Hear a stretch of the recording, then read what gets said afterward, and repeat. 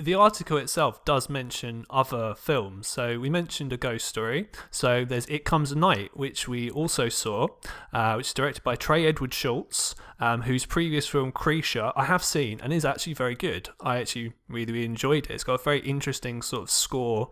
It's a very, very interesting sort of family drama type film. Didn't realise what he would do next is this, but hey. So this has been described, it's been described by a lot of people as being very similar to Night of the Living Dead. I would kind of describe it as Night of the Living Dead if there were no zombies in it. Yeah. Essentially. Yeah. So the zombies are there, but you just don't actually see them. True, yes. Okay, so what did you think of It Comes at Night? It's one of those where I wasn't sure how to feel about it because it's kind of not really obvious what it's about. So I found it difficult to draw conclusions from it. I will say, however, that it does have horror elements in it. It is shot like a horror film.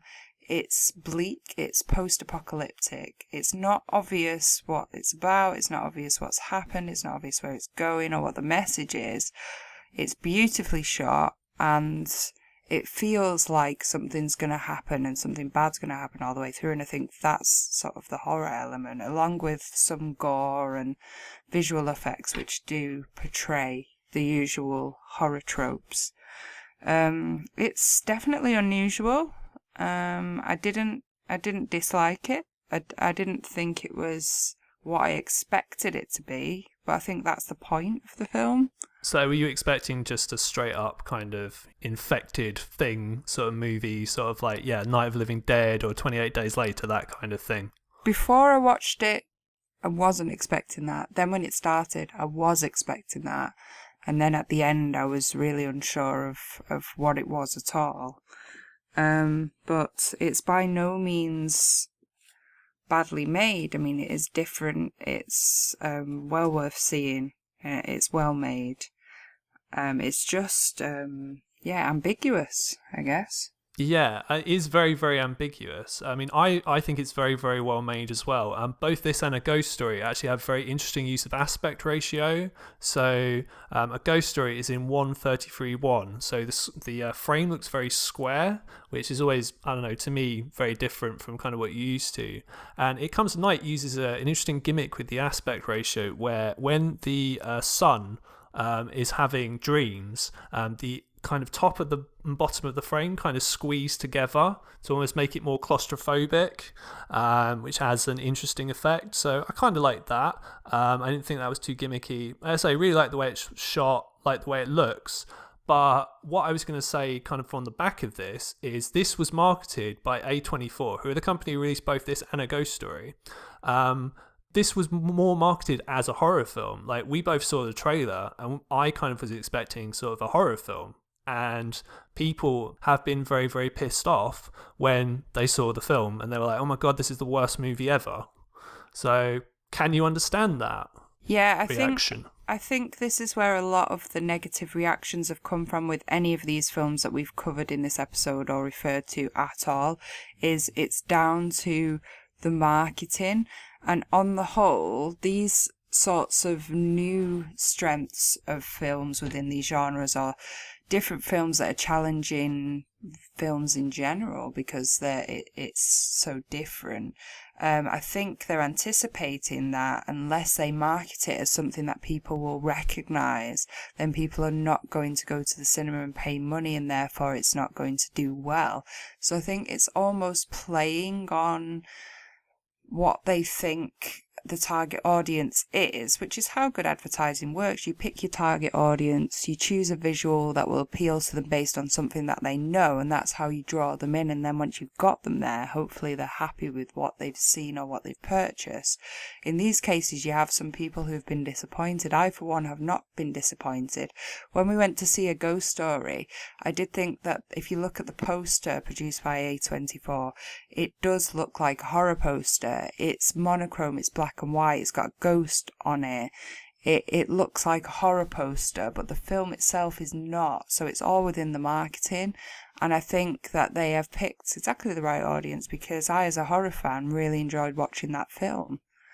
So why not? But I can see also why people are disappointed, because basically they're drawing in the people that they think will warm to the film, but it's something different that they hadn't expected because they wanted it to play to the formula.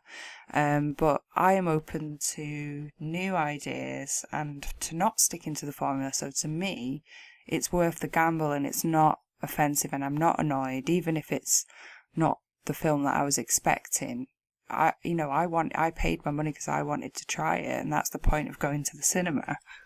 Okay, so that does raise a very interesting point then. So obviously, I mean, I wasn't disappointed, and from what you said, you weren't disappointed. We kind of knew what we were getting into, and we were open and minded enough to give it a try. But my next kind of question is going to be very controversial.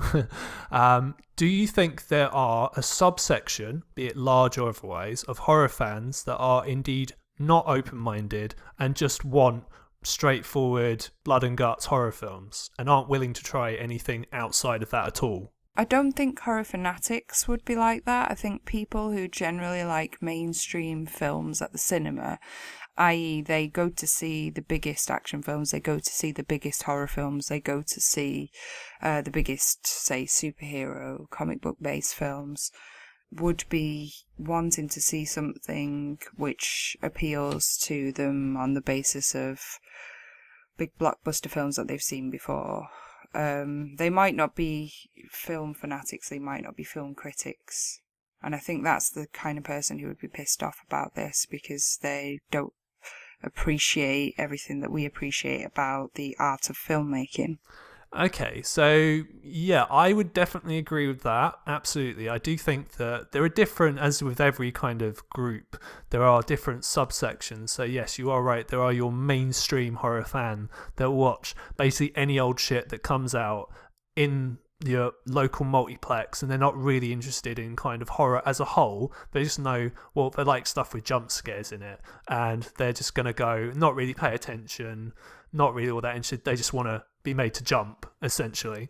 But I mean, the way I was trying to kind of lean towards is there are, I think, definitely a subsection of horror fans that are hardcore horror fans that are kind of what I think of as almost like the death metal fans of horror. So people who listen to Cannibal Corpse, for example, who only like Cannibal Corpse and don't want Cannibal Corpse to change because they give them exactly what they want. So the sort of people who, to me, would hold up something like Friday the 13th as sort of, oh my god, this is the best movie series ever.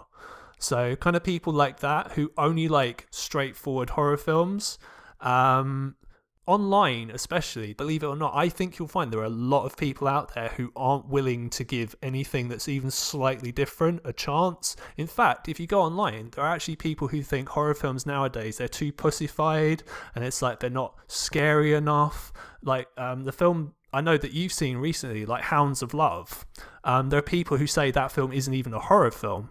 What? It's grim as fuck. So if people are not like challenged by that movie and the content of it, and they think that's possibly too tame and not horrific enough, what are they even talking about? And I mean, anybody who isn't open to seeing genre pushing new films that are, cross genre style films like the ones we've been discussing today, quote unquote post horror, like they must not watch many horror films, because if you watch a lot of films and you watch a lot of horror films and you know the genre well, how can you not want to see something new? Because eventually you're going to get bored when you run out of things to watch, when you watch a lot of it. I mean, I haven't ran out of things to watch, but I welcome new styles, because when you've seen a lot of things that are similar, you get to that point where you're hungry for more.